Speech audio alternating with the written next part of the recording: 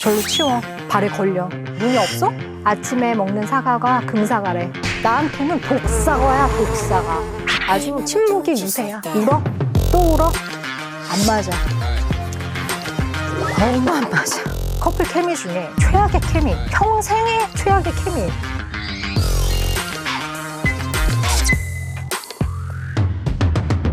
요즘 코로나 여파로 많은 가족들이 사회적인 거리두기가 안 되면서 굉장히 많이 힘들어하고 있는데요. 오늘은 여러분의 그 결혼 생활이 굉장히 힘들 것을 예상해서 결혼 생활 중에 한 파트를 도와드리고자 이 강연을 준비해봤습니다. 먼저 좀 간단한 퀴즈 하나 풀고 가도록 하겠는데요. 결혼 생활에서 평화로운 의사소통을 지속적으로 방해하는 것은 다음의 4가지 중 무엇일까요? 1번 저질 체력, 2번 경제적인 상황, 3번 시댁이나 처가 확장된 가족과의 문제, 4번 출생순위. 단데? 다 맞는데 이 중에 하나가 압도적입니다. 정답은 4번 출생순위입니다. 몇남 몇째 중 몇째로 태어나서 성장했는가가 부부관계, 부부 갈등에 굉장히 큰 영향을 주게 됩니다. 그래서 결혼생활이 다 힘들지만 출생순위의 케미가 너무나 안 좋은 분들이 있어요. 막내와 막내 커플이 그렇고 외동과 외동 커플이 그래요. 그 중에서도 최악의 케미, 평생의 최악의 케미를 가지는 커플은 바로 장남, 장녀 커플이 되겠습니다.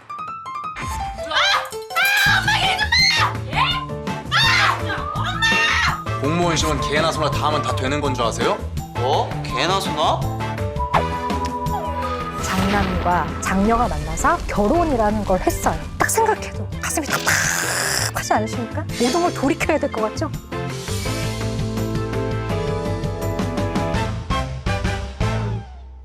소중한 부부라는 그 단어 앞에 최악이라는 단어를 붙여서 참 너무 죄송하기는 한데요. 그만큼 객관적으로 굉장히 힘들다라는 뜻이기도 하고 첫째 커플은 저래서 되게 힘들었구나. 약간 주변에 지지나 이해를 좀 받을 필요가 있고요. 코로나 때문에 정말 더 힘들어지셨을 거예요. 그래서 오늘의 강의가 조금 서로에게 숨통을 틔워드리는 강의가 됐으면 좋겠어요.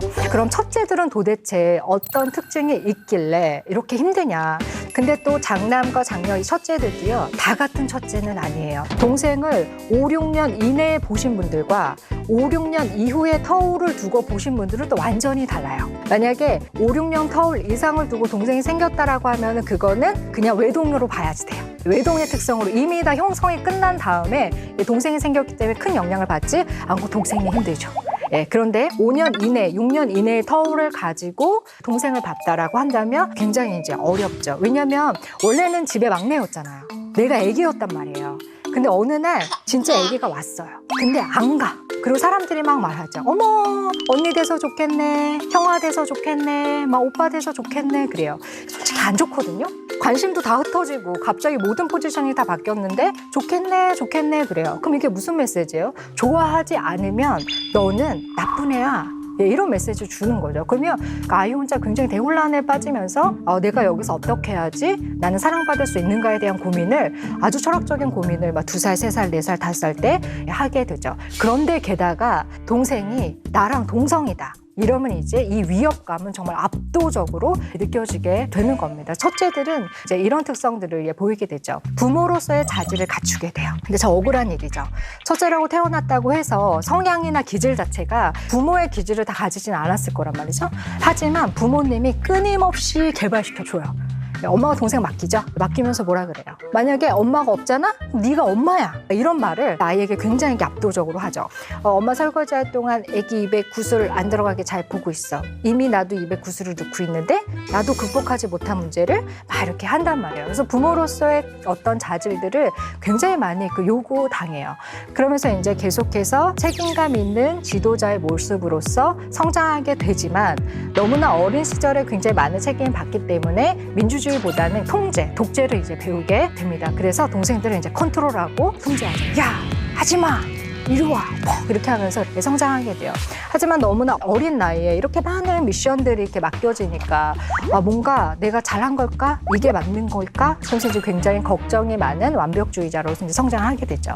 그래서 이제 부모의 기대를 실망시키면 안 되겠다는 어떠한 그 노력과 불안들이 이렇게 응집되면서 성장하게 됩니다. 그래서 첫째들은요, 긴장과 외로움이 가장 많은 출생순위의 특성을 가지면서 성장하게 되죠. 그 다음에 이제 점점 성장하면서 이제 어떠한 그 특성들을 가지게 되냐면 가족의 전통이나 이 도덕성에 대해서 굉장히 책임감을 느껴요. 그래서 예를 들어서 지금 이제 코로나 때문에 가족끼리 명절에 함께 모이거나 이런 거에 대해서 이제 우리가 뭐 온라인으로 서로 뭐 얼굴을 보자, 뭐 제사도 이제 굉장히 다른 형식으로 드려야 된다, 이런 식의 이제 의견들이 나올 때 첫째들이 느끼는 위협감은 정말 대단하죠. 이런 변화와 전통에 대해서 받아들이거나 이럴 수 있는 융통성이 굉장히 적고요. 경직돼 있어요. 이러면 뭔가 모든 게 무너질 것 같은 이런 느낌 때문에 결국엔 큰형들은 그러면 너네는 오지 마. 나는 가서 벌초를 하마. 막 이러면서 어쨌든 큰형은 칼을 뽑아서 그 산을 타고야만은 이런 상태가 되는 거죠. 그중에서도 만약에 여동생만 있는 장녀, 남동생만 있는 장남이라고 한다면 첫째들의 특성이 압도적으로 더 농후해져요. 절대 강자로서의 어떤 특성을 가지죠. 그래서 일단 이 출생 순위에 대한 어떤 연구들은 이제 서구에서 이제 많이 하는 연구인데요. 이게 서구에서 많이 하는 연구이긴 하지만 적용은 동양이 훨씬, 특히 우리나라가 훨씬 더 많은 적용점을 찾을 수 있어요. 왜냐하면 우리나라는 약간 그렇잖아요. 전통적으로 남자들의 역할이나 여자들의 역할이 굉장히 약간 강압적으로 강요가 굉장히 많았던 어떤 정서의 흐름이 있어요. 그렇기 때문에 원하든 원하지 않든 그런 사회적인 분위기 속에서 우리가 많이 성장을 하게 됐죠. 장녀들은 또 이런 특성들을 더 세분화해서 가지게 되는데요. 장녀들은요, 아주 조직적이고 지배적인 특성을 보여요. 카리스마가 있죠. 전투력 만렙으로 평생을 살아오신 분들이 장녀예요. 예를 들어서 이제 엄마가 갑자기 수술하시게 되잖아요. 그러면 큰언니는 당황하지 않아요. 아주 조직적으로 오늘 맹장 수술할 거를 원래 알았던 사람처럼 동생들에게 지령을 내립니다. 전화하죠. 두지한테. 들었지? 엄마 수술하는 거. 올 거 없어. 오면 더 복잡해. 내가 내일까지 있을 거야. 너는 내일 와. 퇴원할 때. 너는 와서 운전해. 내가 그 전화 끊어요. 셋째한테 전화하죠. 너는 엄마 갑자기 병원에 왔잖아. 집이 지금 정신이 없어. 엄마 집 가서 청소해. 그 다음에 장 봐. 죽 끓여. 맹장이야. 울지 마. 알았지? 상황을 정확하게 정리하죠. 평생 모든 가정의 이슈들에 대해서 큰언니는 이런 식으로 움직이면서 살아왔거든요. 그러니까 너무 힘들어요. 근데 이제 워낙 혼자서 모든 것을 정리하고 해결해 왔기 때문에 충고를 잘 거절하는 특성을 보일 수 있어요. 이제 동생들이 걱정하니까 말해요. 언니 무리하지 마. 우리가 할게. 내일은 내가 알아서 해. 그리고 또 그 큰언니들은 아주 솔직하죠. 아주 올바른 의견을 제시하는 특성을 가지고 있어요. 그래서 막 부부싸움 해가지고 막 전화하잖아요. 막, 언니 너무 슬퍼. 그래. 이제 내가 얘기해도 되니? 나는 제부가 거의 보살이라고 생각해. 내가 너랑 살아봤잖아? 너가 결코 같이 살기 편한 스타일은 절대 아니야. 네가 사과해야 돼. 심정적으로 참 싫지만 큰언니들은 보통 아주 모범적이고 행동이 단정하며 그렇기 때문에 저항하기 굉장히 쉽지 않습니다. 그런데 여기에다가 한국의 큰언니들은 장녀로서의 특성이 좀 더 더해져요. K장녀라는 이제 신조어가 나왔어요. 시집애가 비싼 돈 다 내고 대학 다녀서 뭐해? 집안은 남자가 세우는 거야.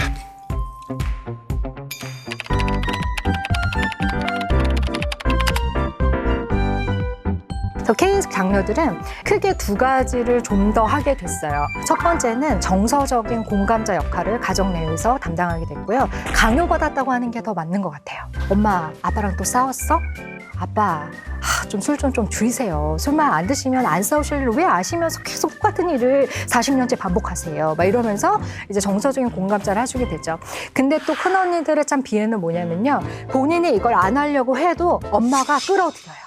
엄마가 큰딸한테는 약간 자기의 분신처럼 생각하죠. 그래서 우리가 생각해봐야 될 말이 있는데 친구 같은 딸, 이거 되게 생각해봐야 되는 말이에요.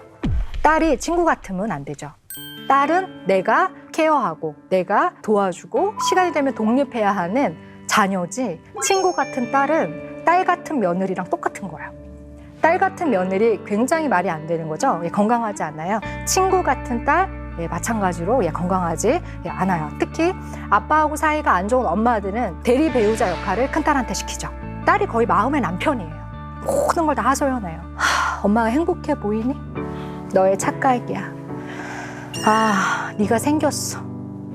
그렇게 40년이야. 이게 지금 딸한테 해도 되는 얘긴지 안 해도 되는 얘긴지 친구 같다는 그 정서적인 착각 속에서 정서적인 공감자 역할을 강요받기도 하고 하게 되기도 있죠. 두 번째는 실제적으로 돌봄의 의무가 굉장히 많이 가중됐어요. 동생들 밥 차려줘. 근데 이게 참 그래요. 장남한테 여동생 밥 차려줘. 이런 말 잘 하진 않거든요. 오히려 오빠 밥 차려줘는 있어도 어딜 가려고 해 여동생 밥 차리고 나가 이러지는 않아요. 그래서 이제 우리의 어머니 세대들 있죠. 60대 이런 어머니들은 본인이 되게 똑똑했어도 이런 돌봄의 의무 때문에 학업을 포기한 건 거의 장녀들이었고 아들은 논밭 다 펄어서 지지해줬지만 딸은 아깝지만 그냥 네 팔자라고 생각해라. 그래도 너 결혼은 잘했잖아. 그만해라 진짜.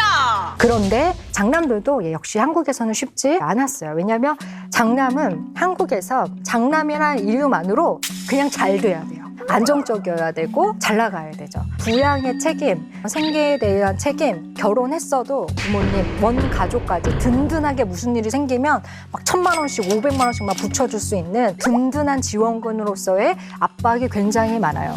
그래서 원래 한국은 심리적으로 장남이 성공하기 어려운 나라라고 하죠. 자, 그러면 장남들은 어떻게 성장했을까요? 만약에 여동생이 좀 많았어요. 그러면 장남의 성향이 굉장히 약화되거든요. 장녀들도 만약에 남동생이 많았어요. 그럼 굉장히 약화돼요. 근데 만약에 장남 중에서 남동생이 되게 많았다. 뭐 이렇다면 이제 굉장히 또 이 특성이 이제 강화되겠죠. 어쨌든 장남들은요, 힘을 겨루면서 성장해 왔어요. 큰언니들이 아주 예민한 카리스마로 쫙 나누었다면 큰형들은 일단 힘이죠. 힘으로 이렇게 제압. 근데 이제 막내가 맨날 늦게 돌아다니고 뭐 전화도 안 받고 막 그래요. 엄마가 막 울고 막 뭐 이렇게 이제 장남이 나서죠. 몇 시 들어와? 오늘 7시까지 들어와? 딱 말해요. 막내가 들어오나요? 안 들어오죠. 그럼 어떻게 해요? 비밀번호 바꿔요. 문 열어주는 사람 죽을 줄 알아. 엄마도 못 열어요. 이런 식으로 힘을 겨루면서 큰형은 성장해 왔고요. 사회에서도요, 모두의 형님.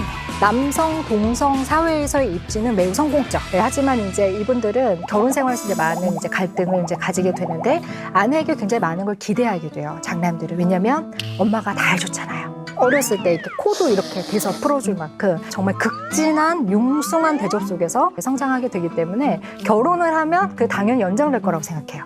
그래서 아내에게 굉장히 많은 것을 기대하지만 정서적으로 주는 게 거의 없어요. 연구 결과예요. 제가 하는 말이 아니라.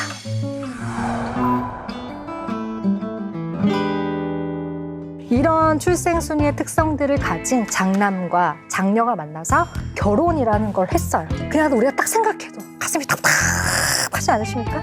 모든 걸 돌이켜야 될 것 같죠? 전쟁 같은 결혼 생활을 하게 돼요. 그래서 긴장감이 굉장히 높아요.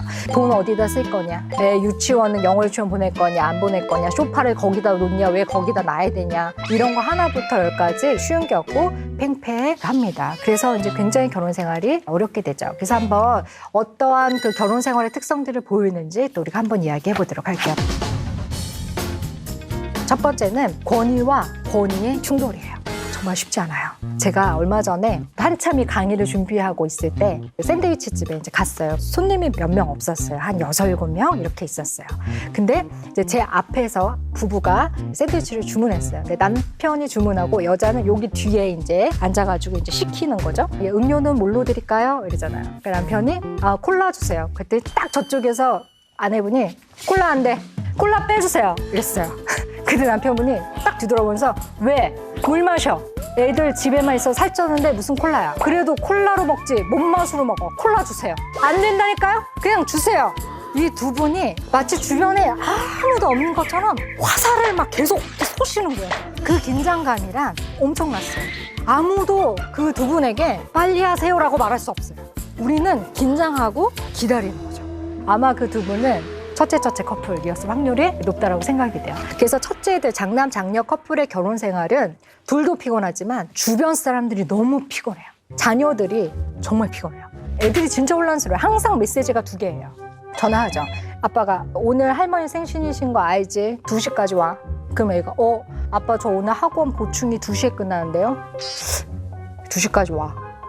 권위적으로. 그 엄마가 야 2시 반에 와. 어차피 작은 아빠네도 맨날 늦게 와. 2시 반에 와. 이런 식으로 뭐 하나가 있기 쉽지가 않아요. 게다가 이제 일상생활에서 이 부부가 정말 힘든 거는 뭐냐면 정말 사소하게 모든 것을 서로가 계속해서 브레이크를 걸면서 통제한다는 거예요. 이게 진짜 힘든 거고요. 이 코로나 때문에 더욱더 물리적인 거리가 가까워지면서 심리적으로 도피할 수가 없는 상황에서의 계속되는 통제는 서로 진짜 힘든 거죠. 예를 들면 진짜 사소한 건데 완전 일이 되게 커져요. 택배 상자 하나 때문에 이혼하는 거예요. 내가 택배 상자 여기다 뒀으니까 건들지 말아요. 그걸 왜 거기다 둬? 절로 치워. 발에 걸려. 아니 뭘 발에 걸려요. 눈이 없어? 보고 돌아다녀. 그래서 확 이러면서 이제 또 한바탕씩 하죠. 그러다 또 그래도 또 내가 이혼할 건 아닌데 이 사람이랑 잘 살아야지. 그래서 또 그 다음날 마음을 새로 먹고 좋게 바래요. 아침에 먹는 사과가 금사과래. 오늘부터 모두 하나씩들 먹어. 또 이렇게 얘기하죠. 그러면 또 받아 먹어주면 좋은데 아빠는 또 이렇게 얘기하죠. 그게 다 위장 상태에 따라 달라요. 어떤 사람한텐 독이야. 내가 위 안 좋은 거 몰라? 나한테는 독사과야, 독사과. 이러면서 서로가 팽팽해요. 그 다음에 또 하나의 특성은 배우자를 이해하지 않으려는 특성을 보여요. 어떤 느낌으로 상상해 주시면 좋으냐면요. 장녀 커플은 우리 그 후리스 이렇게 겨울에 밑에 입죠? 이 자크를요, 여기까지 끌어올린 다음에 팔짱을 이렇게 딱 끼고, 그리고 이렇게 얘기하죠. 안 맞아. 너무 안 맞아. 평생 서로 견제하는 이런 기분이라고 생각해 주시면 돼요. 그리고 더 확장해서 어떻게 하냐면 다른 가족 구성원이 배우자를 이해하는 것을 방해해요. 이렇게 해요. 아빠만 신경 쓰지 마. 원래 저래. 엄마가 또 뭐라 그래? 흘려들어.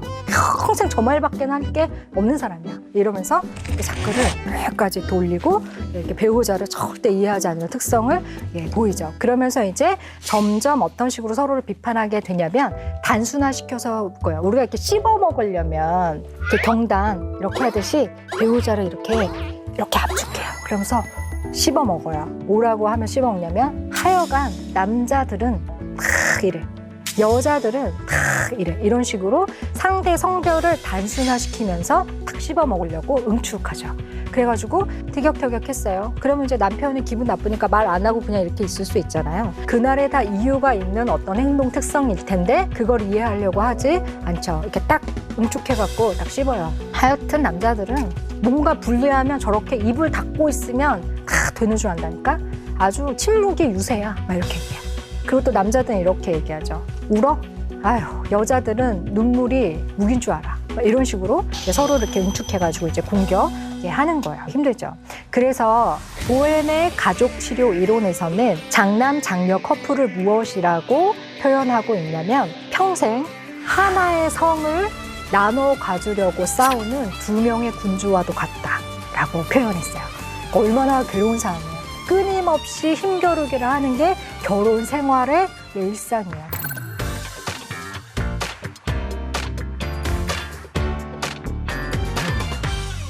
평생 서로를 통제하시느라 지치신 장녀, 장남 커플을 위해서 제가 간단한 소통 솔루션을 몇 가지 드리려고 해요. 자, 첫 번째는요. 서로를 그냥 인정해 주시는 거예요. 그냥 받아들이는 거예요. 아, 네가 첫째라서 그랬구나. 아, 너도 나만큼은 힘들었겠다. 보통 그 이혼을 앞두었던 커플들이요. 이혼을 약간 철회하고 서로를 다시 생각하게 되는 딱 계기는 하나라고 하죠. 나만 힘든 줄 알았는데 이 사람도 나만큼 힘들었을 수도 있겠다. 이혼에 대해서 다시 생각하게 된다고 해요. 나만 힘든 건 아니었구나. 그러니까 이 지점이 첫째들은 필요해요. 서로를 인정하는 건데요. 다른 말도 하면요. 서로를 놓아주어야 돼요. 그래서 어떻게 하셔야 되냐면 집에 성을 2개 만드는 거예요. 각자의 어떠한 자신의 어떤 성을 건드리지 말라는 거죠. 그래서 원하는 거를 각자 해야 돼요. 그래서 가장 중요한 거는요. 내버려 두는 거예요. 아침에 사과를 먹고 싶어요? 그럼 너는 먹어요. 나는 그냥 안 먹어요. 너가 택배 상자 여기 두고 싶어요? 그냥 둬요. 서로의 행동 패턴에 대해서 잔소리를 멈추는 거. 이게 굉장히 중요해요. 서로가 한 번쯤 이런 대화를 해보시면 좋아요. 당신이랑 결혼해서 살면서 이런 행동이 난 진짜 힘들었다. 그런 거 하나씩 얘기하는 거예요. 예를 들면 이런 거 나올 수 있겠죠. 나는 당신이 물 마시고 물컵을 아무 데나 두는 거가 그렇게 성질이 나더라. 이렇게 얘기할 수 있어요. 자, 그러면 그런 행동을 좀 멈춰보는 거죠. 그런데 100% 절대로 못 고쳐요. 우리가 이런 말이 있죠. 사랑한다는 건 좋아한다는 것을 더 많이 해주는 게 아니고 싫어하는 걸 안 해주는 거다 라는 말이 있어요. 그러나 거의 불가능해요. 왜냐하면 인간은 변하지가 않아요. 월화수목금토일 중에 4일은 컵을 제자리에 놓고 아무데나 안 둘 수 있는데요. 3일은 또 아무렇게나 놓게 될 거예요. 상대가 아무리 싫어하는 행동 이거 하지 말아줘 라고 해도 100% 그거를 다 안 할 수는 없어요. 그러니까 우리가 어떻게 되냐면요. 싫어하는 행동을 다 안 할 수는 없고 조금 안 할 수 있어요. 대신에 상대가 좋아하는 행동을 강화해야 돼요. 자, 이 지점이 되게 중요한데요. 여기서 상대방이 좋아하는 행동을 강화한다는 건 내가 뭐 해줬을 때 좋아하는 거를 더 강화해준다 이런 의미보다 상대가 좋아하는 행동을 더 잘할 수 있게 북돋아 주려는 거예요. 나는 당신이 물 마시고 컵을 아무 데나 두는 게 너무 짜증나. 그럼 이거를 월화수목금토일을 다 들어줄 수 없는 대신에 만약에 상대방이 홈쇼핑을 보는 걸 너무 좋아하면 보고 있을 때 지갑하고 휴대폰을 갖다 주라는 거예요. 상대가 스스로 하면서 행복해하는 행동을 더 즐겁게 할 수 있도록 자율권을 주는 것 자체가 굉장히 중요한 부분이에요. 이랬을 때 어떤 효과가 생기게 되냐면 부부들은 메아리 효과라는 걸 가지죠. 한쪽이 긍정적인 공을 던지면 상대방도 긍정적인 공을 다시 이렇게 받게 돼 있어요. 물론 첫 판에 먹히진 않아요. 맨날 이렇게 장남 장녀 커플이 이렇게 팽팽하다 어느 날 갑자기 여보 사랑해 이렇게 공을 딱 던졌어요. 그럼 그걸 받을까요? 대부분 놀래서 놓치죠. 왜 이래? 뭐 어디 아파? 뭐 이런 식으로 이제 해요. 그런데 포기하지 않고 3번쯤 던지면 한 번쯤은 받죠. 주춤하고 받아요. 나도 뭐 원수라고 생각하진 않아. 이러면서 이제 이렇게 공을 받아줘요. 이런 것 자체가 첫째 커플들에게는 굉장히 위로가 서로에게 될 수 있어요. 그 다음에 첫째 커플들은 말할 때요. 어순을 바꾸는 작업을 꼭 하셔야 돼요. 이거는 자녀들을 위해서라도 꼭 하셔야 되는 건데요. 첫째들은 말투 자체가 굉장히 권위적이고 통제적이기 때문에 반드시 지적부터 말을 하게 돼 있어요. 예를 들어서 되게 추워요. 옷을 근데 얇게 입고 나가요? 그러면은 딱 지적부터 하고 나가죠. 목도리 하고 나가. 그럼 상대방이 딱 공격적으로 말을 들었잖아요. 그럼 얘 이러고 매요? 싫어. 답답해. 그래? 답답해? 그 옷은 왜 입고 나가? 다 벗고 다니지? 그러면서 막 쾅 하고서 이제 나가죠. 근데 잘 생각해 볼게요. 그 말을 했던 이유 뭐예요? 감기가 들까봐 걱정됐어요. 근데 그 얘기는 쏙 빼고 지적이 앞으로 나와요. 그래서 보통 첫째들은 지적 플러스 감정을 얘기해요. 지적 플러스 감정은 잔소리가 되는 거예요. 근데 요 순서를 바꾸죠. 감정 플러스 지적이 되면 돌봄, 케어가 돼요.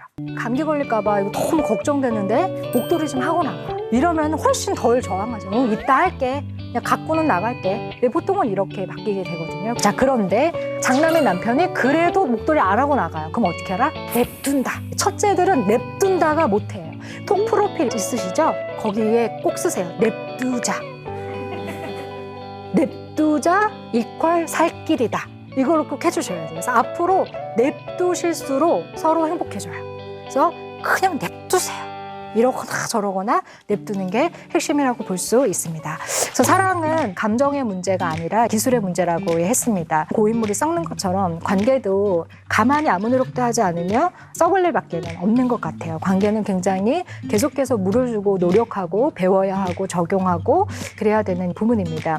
물론 인생이 쉬운 사람은 없죠. 하지만 한국의 장남과 장녀들은 그 특성상 그 누구보다도 정말로 수고로운 인생을 살아왔어요. 어떻게 생각하면 서로가 살아온 삶을 누구보다도 정말로 잘 아시는 관계이기 때문에 한 번쯤 묻지도 말고 따지지도 말고 서로 그냥 너무 수고했다. 첫째로 살아오느라 짐이 정말 많았지.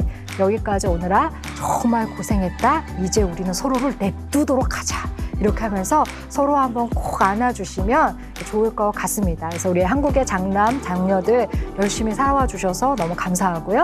여러분의 결혼 생활을 응원하겠습니다. 감사합니다.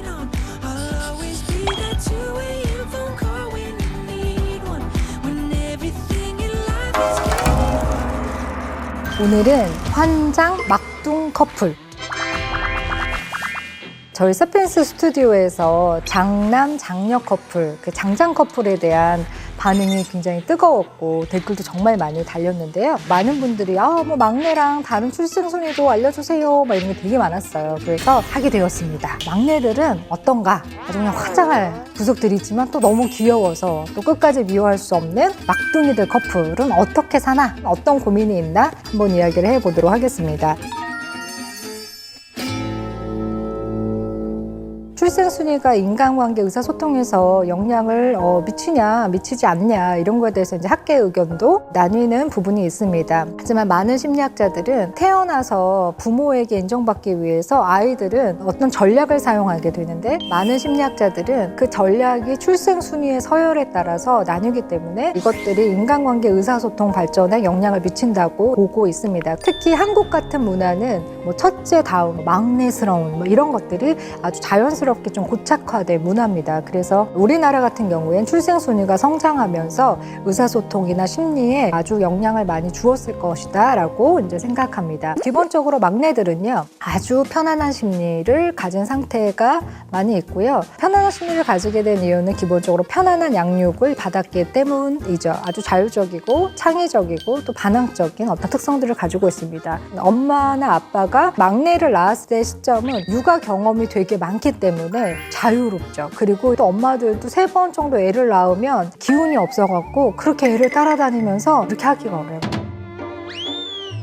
첫째는 막 뭐 위험한 거 해도 막 엄마 가갖고 아 뜨거 막 이렇게 하지만 막내는 이리 와 아뜨 이렇게 몸이 쉽게 움직이기가 쉽지 않아요. 그리고 한글을 배운다고 얘를 쳤을 때도 첫째가 한글을 모르면 어떻게 돼요? 엄마가 거의 막 돌아버려요. 앉아, 기억, 니은, 이 동네에 받침 못 쓰는 애 너밖에 없어. 너 언제까지 새우깡 너 그림 보고 사올 거야? 엄청나게 막 이를 쪼져. 그런데 막내가 8살까지 한글을 모른다. 그럼 상황이 달라지죠. 그냥 너무 귀여워요. 얘는 아직도 과자 봉지 다 그림 보고 사오잖아. 그러니까 당연히 막내들은 첫째들하고는 아주 다른 컨디션을 가지게 돼요. 막내들도 스스로 알아요. 내가 막내라서 이 집에서 누리는 수혜가 무엇인지를 클수록 굉장히 잘 알고 있고 아주 많은 것에 면죄부를 가진다는 것도 알고 있죠. 자, 그래서 성격과 개인차라는 논문에서 막내에 대해서 이렇게 이야기하고 있습니다. 막내는 더 창의적이고 더 반항적인 것을 통해서 관심을 받기 원하는데 이것은 부모의 육아 방식이 이제 변하기 때문이다라고 이야기하고 있어요. 결국에 이제 막내들은 어릴 때 자기 하고 싶은 대로 잘 하고 살죠. 자기가 이렇게 떼부리거나 이제 이러면은 많은 것들이 이제 이루어졌어요. 그래서 사람들을 다루는 법을 잘 알고 있어요. 슈렉의 고양이 눈 이런 거 잘 할 수 있죠. 그래서 자기가 불리한 상황을 아주 잘 파악하고 코너에 몰리면 이 슈렉의 고양이 눈을 하면서 눈물을 뚝뚝뚝 이렇게 하면서 이제 할 수 있어요. 첫 출산보다는 부모가 늙었기 때문에 통제할 힘은 좀 없어지고 너그러운 마음을 갖기 때문에 많은 위기의 순간에도 애교와 눈물을 사용하면서 성장하게 되는 게 막내들입니다. 그래서 명절 때 보면은 야 애기 어디까지 왔는지 전화해봐라 이러면서 이제 할머니가 전화를 해서 전화하면은 막 40살짜리 애기가 막 전화 받고 막 이러잖아요. 막내들은 항상 가족에서 애기 40이어도 애기, 50이어도 애기, 애기처럼 이제 대접을 받게 되죠. 때로는 방임된 그런 이제 막내들도 있어요. 그래서 어떤 막내는 나는 심부름만 하다 인생이 다 끝났다고 막 하는 막내도 있어요. 부모들이 이제 막내까지 그렇게 막 푸시하면서 뭔가를 이루기에는 좀 힘들기도 하고요. 첫째들의 성장 과정을 통해서 그게 꼭 다는 아니다 이런 것들을 이제 느끼게 돼요. 그렇기 때문에 기대치가 낮아요, 막내들한테는. 근데 이게 인간이라는 게 또 그런 게 있어요. 어떤 내 한계에 대해서 도전을 딱 받을 때 조금 다시 힘을 내서 점프하면서 성장하고 이제 이런 것들이 있는데 막내는 딱 그 반대예요. 누구도 잘 도전해주지 않기 때문에 딱 동료에서 넘어가는 경험들이 약간 적고 귀엽고 애기였기 때문에 아주 많은 사람들이 그냥 잘 도와줬어요. 그렇기 때문에 독특하게 무기력이 발달된 경우들이 있어요. 대신에 막내들은 자율적이었기 때문에 두려움 없는 과감한 선택을 할 수 있어요. 예를 들어 식구들 아무도 염색하지 않았지만 보라색으로 딱 염색하고 피어싱하고 딱 나타날 수 있는 게 막내고요. 딱 휴학해버리고 여행 가버리고 과감한 선택할 수 있는 거 막내들이죠. 그래서 다른 형제들보다 아주 다른 어나더 레벨로 잘 살기도 하는 경우가 많은 게 또 막내들이라고 해요. 왜냐하면 그 집안의 전통적인 선택의 방식을 따르지 않는 것들이 인생의 그런 결과들을 가져오는 거죠. 심리학자이자 유머 작가로도 활동을 하신 케빈 리먼 박사가 이렇게 얘기했습니다. 첫째와 막내같이 완전히 다른 출생 순위가 아주 편안한 관계를 주지만 막내와 막내처럼 아주 가까운 출생 순위 이제 많은 갈등을 초래할 수 있다고 했죠. 그럼 이제 막내 커플들은 정말 어떤 환장한 결혼 생활을 하는가? 크게 노력을 하지 않아도 사랑받았던 그런 막내들은요, 결혼을 하면 당연히 계속 그렇게 사랑을 받을 거라고 생각을 해요.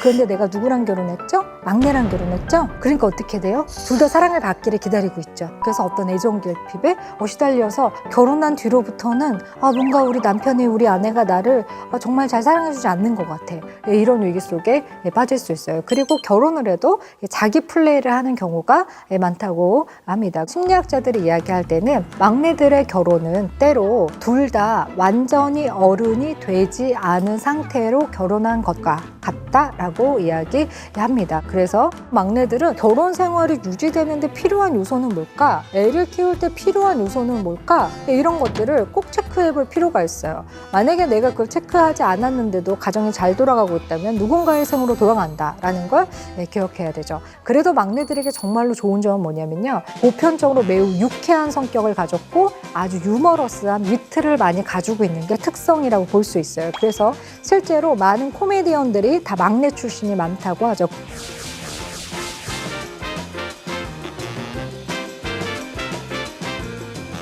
막내들은 위기의 순간에 유머 감각을 아주 잘 활용해야 돼요. 예를 들어서 설거지를 이제 내가 하기로 했어요.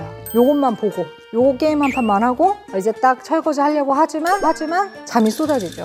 잠이 들어요. 아침이 밝아요. 너무 빨리 밝아요, 아침이. 설거지 하기 전에 아침이 오고 말았어요. 그러면 배우자가 피치가 올라가죠. 설거지 한다며. 근데 분명히 설거지 했는데 꿈에서 했나 봐.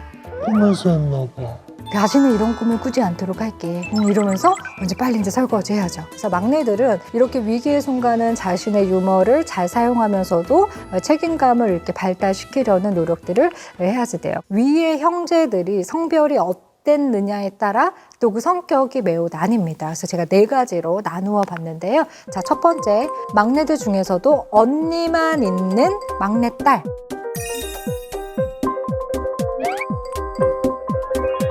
아주 나쁜 경우에는 어른이 돼서 자녀를 낳았지만 여전히 어린애 같은 정서를 가질 수 없어요. 그래서 딸이 예쁜 옷을 입죠. 벗어봐봐. 나도 한번 입어보자. 네 것만 샀어? 야, 나 이런 거 되게 좋아해. 반짝이는 거. 자, 그래서 언니가 많았던 여동생들이 결혼했으면 가장 좋은 배필은 여동생이 많았던 장남. 왜냐하면은 여동생들과의 관계를 통해서 그녀의 교묘함을 아주 잘 간파할 수 있다라고 하죠. 그리고 특히 어머니처럼 누군가를 보살피는 것을 심리적으로 굉장히 불편하게 느끼는 특성이 있다고 합니다. 그렇기 때문에 이제 남편이나 자녀들에게 도움을 되게 많이 요청하는 어떤 특성이 있어요.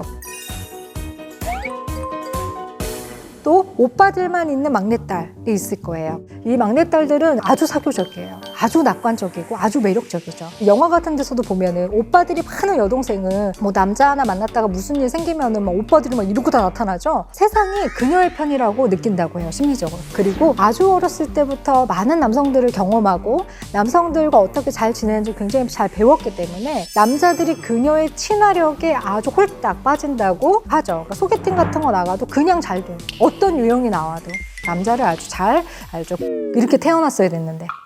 그죠? 하지만 또 이 어려운 점이 있어요. 오빠가 많을수록 한 남자한테 정착하기 심리적인 어려움을 가질 수 있어요. 왜냐하면 다양한 피드백 속에서 만족감을 다양하게 느끼는 게 익숙하기 때문에 그 단순한 관계에 적응하는 게 쉽지 않다라고 하죠. 하지만 그래도 행복한 결혼을 할 가능성이 매우 높다고 해요. 아주 이기적이지만 잘 적응하면서 사는 이런 것들을 왔다 갔다 줄타기를 잘 하기 때문에 결혼 생활 만족도는 또 올라갈 수 있다라고 봅니다. 남성들을 살펴볼게요.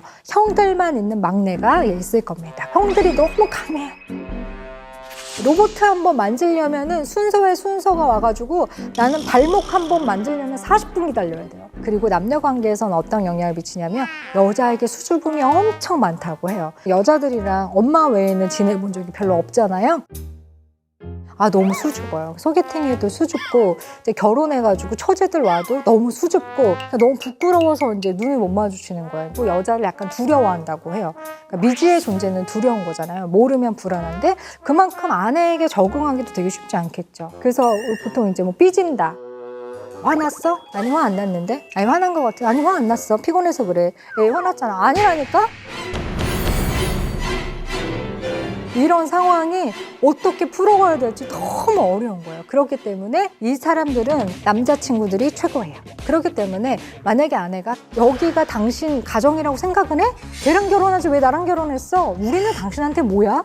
이런 질문들을 받으실 수 있어요. 근데 그게 배우자가 그냥 하는 말은 아닐 것이다 라고 생각해 주시면 좋을 것 같아요. 또 누나만 있는 막내 아들이 있을 거예요. 그쵸? 평생 여자들의 보호 속에 살아요. 그 집이 열렬히 원했어요. 아들을. 그쵸? 끝남이 다음에 태어난 사람들이에요. 그러니까 아주 맹목적으로 특별한 존재가 이 아들이에요. 그리고 여자들은 자기를 다 좋아했어요. 자기를 굉장히 귀중하게 여겼어요. 그쵸? 집안에서 밥을 먹을 때도 가장 고기가 큰 덩이는 내 거였죠. 생선을 말라 먹어도 가시를 다 발라서 먹였어요. 끝남이 다음에 나온 아들인데 목에 가시가 걸려? 있을 수가 없는 일이에요. 가장 대접받고 대우받았죠. 그래서 관계에 대해서 사랑을 받기 위해서 굉장히 노력해야 된다는 것을 배우지 못했을 수 있어요. 자기가 받았던 어떤 특권들을 결혼 생활 안에서도 계속해서 받아 누리려고 하는 성향이 있을 수 있겠죠. 또 참 안타까운 점은요. 누나들이 뭐 좋은 쪽으로든지 나쁜 쪽으로든지 계속해서 개입들을 굉장히 많이 하게 되죠. 워낙에도 수동적인 이런 막내들은 누나들의 개입들을 굉장히 잘 받아들이기 때문에 아내가 황당할 만한 소리를 많이 하게 돼요. 엄마 칠순잔치 이런 것도 누나가 거기 가자고 그랬는데? 누나가 온천 가자고 했는데? 내가 그래서 간다 그랬는데? 그럼 당신은 안 갈 거야? 결정해가지고 통보한다거나 이런 식으로 이제 할 수가 있죠. 그래서 우리 막내 커플들이 행복하기 위해서는 이것을 꼭 해주셔야 되는데요. 분화라는 개념입니다. 서로의 차이를 받아들이면서 공존하는 게 잘 분화된 사람들의 특성이에요. 막내들은 이런 성장을 좀 이루어갈 필요가 있습니다. 막내들은 굉장히 자기의 자율성을 중요하게 생각하면서 너 언제까지 이렇게 늦게 들어올 거야? 아니 그러면 너도 그냥 늦게 들어와. 이런 것들이 이제 성숙하지 못한 막내들의 어떤 성향이라고 볼 수 있습니다. 그래서 장장 커플들은 서로를 내버려 두는 게 성장점이었다면 막내 커플들의 성장점은 무엇이냐면 목표 지향적인 사람으로 결혼 생활을 하는 것이에요. 그래서 결혼 관계 안에서 목표 지향적이 된다는 것은 결혼 생활을 현실적으로 잘 유지하기 위한 책임에 대한 감각을 가진다라고 생각하시면 좋을 것 같아요. 이 가족 구성원으로 내가 남편으로 아내로 2023년에는 어떤 목표를 가지고 이 가정에 있어야 되나? 내가 올해는 세탁기 교체를 해야 되겠다. 내가 올해는 까먹지 말고 자동차 오일을 갈아야 되겠다. 내가 올해는 이만큼의 돈을 모아서 와이프의 무엇의 꿈을 꼭 이루어주겠다. 우리 배우자가 이걸 배우도록 내가 꼭 잘 지지해줘야 되겠다. 이런 식으로 막내들이 성장하기 위해서는 서로에게 더 개입하려는 의지가 필요하고 내가 이 가정을 위해서 무엇을 해야 되는가에 대해서 목표를 세우는 것이 굉장히 중요합니다. 아마도 많은 막내들은 많은 사랑을 받고 누군가의 지지와 돌봄 속에서 오늘날까지 이르셨을 확률이 굉장히 높습니다. 이제는 내가 어른이 돼서 결혼을 하고 가정을 이루었다면 내가 누군가의 돌봄을 받았던 것만큼 누군가를 돌봐야 하는 책임의 역할이 바뀌었다라는 것을 기억하시고 결혼 생활을 하시는 게 중요한 부분이라고 할 수 있습니다. 그러므로 앞으로 가족의 경조사 날짜, 재활용 날짜가 언제지? 이런 거 체크하시고 아이의 고민을 알아내는 거. 왜 그래? 아빠한테 말해봐. 엄마한테 말해봐. 배우자의 고민 알아내는 것. 당신 요즘에 맥주 캔 개수가 되게 늘었어. 무슨 일 있는 거야? 이렇게 좀 더 개입하는 거. 우리 집은 왜 언제부터 잡곡밥 먹는지 그 이유 전혀 모르고 있다면 누가 내 몸을 걱정해서 먹게 됐는가? 이런 것도 다 알아야 돼요. 이것들이 그 가정을 잘 책임지면서 굴러갈 수 있다고 합니다. 하지만 여러분들 이렇게 생각하시면 좋겠어요. 출생순위는 그 사람의 전체를 설명할 수 있는 부분은 아니기 때문에 또 이걸로 서로를 비난하거나 단순화해서 생각하시지는 않았으면 좋겠다. 물론 커플들이 잘 맞으면 핏이 좋긴 하죠. 하지만 핏이 잘 안 맞는 장장 커플이나 막내 둥이둥이 커플은 본인들의 한계를 뛰어넘으면 엄청나게 심리적인 성장을 이루어내기 때문에 그 또한 굉장히 많이 훌륭한 겁니다. 그래서 커플마다 장단점이 있다는 것을 기억해 주시면서 우리의 막내들은 한껏 유머와 위트를 잘 활용하셔서 결혼 생활을 잘 유지해 나가셨으면 좋겠습니다.